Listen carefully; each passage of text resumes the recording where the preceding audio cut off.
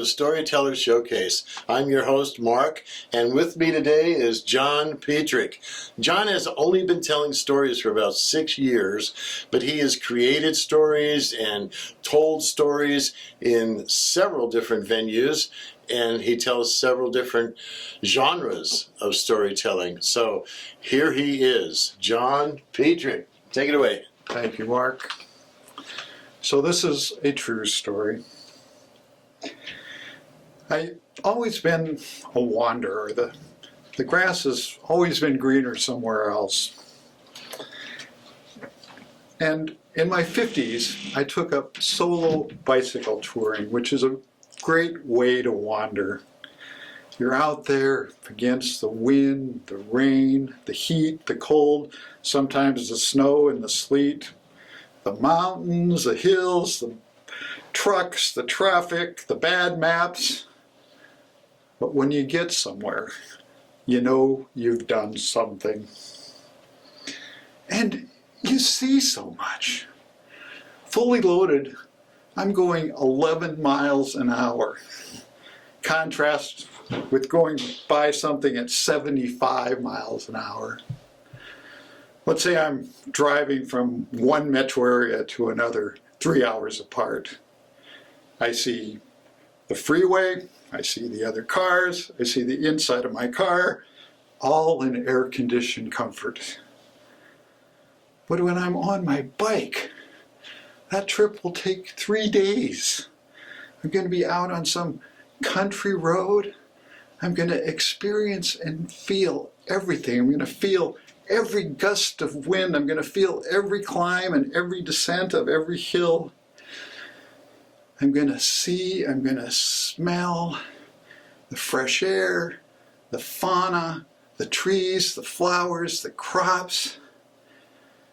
And I'm going to stop at the small town coffee shops. I'm going to have coffee. I'm going to meet people. Sometimes at the end of a long day when my phone's out of batteries, I'm exhausted and I still have miles to go, one of those persons will stop and ask if I'm okay. So these places that nobody ever sees, that nobody's even heard of, they become a little part of me.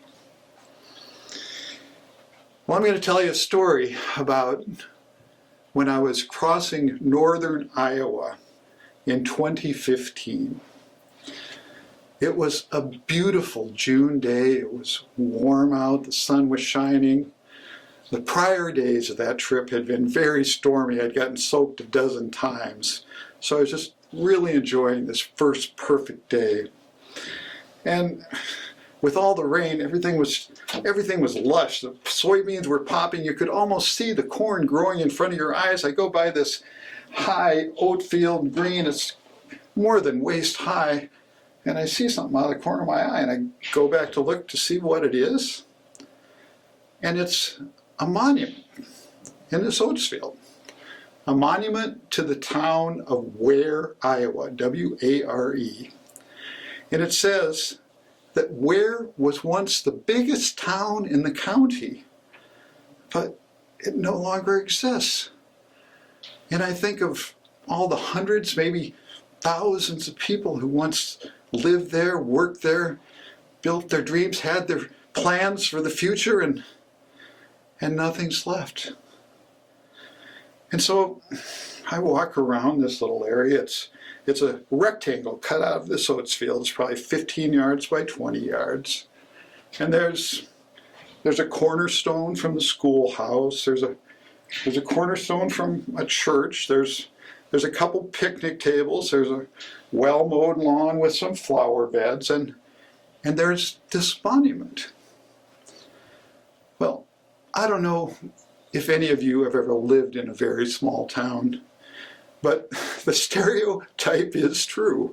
Not much happens in a small town. But when something does, people remember it for decades, for generations. And part of this monument was a tribute to the 1954 Ware High School girls basketball team.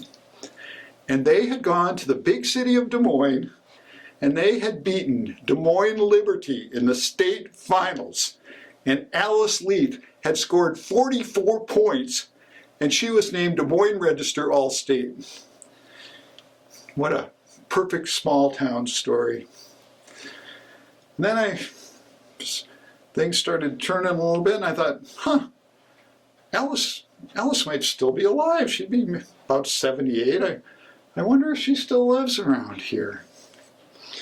And then I looked at this beautiful, well-groomed, park-like area, and I thought, who keeps this up? There's no town, there's no park district, and what farmer would give up this nice chunk of farmland? What? I bet it's one of Alice's sons. Not the son that went away to Des Moines or Chicago or California, but the good son, the son who stayed to take care of things. And I thought, I am a wanderer. I am not that son. And with tears in my eyes, I got on my bike and I rode away.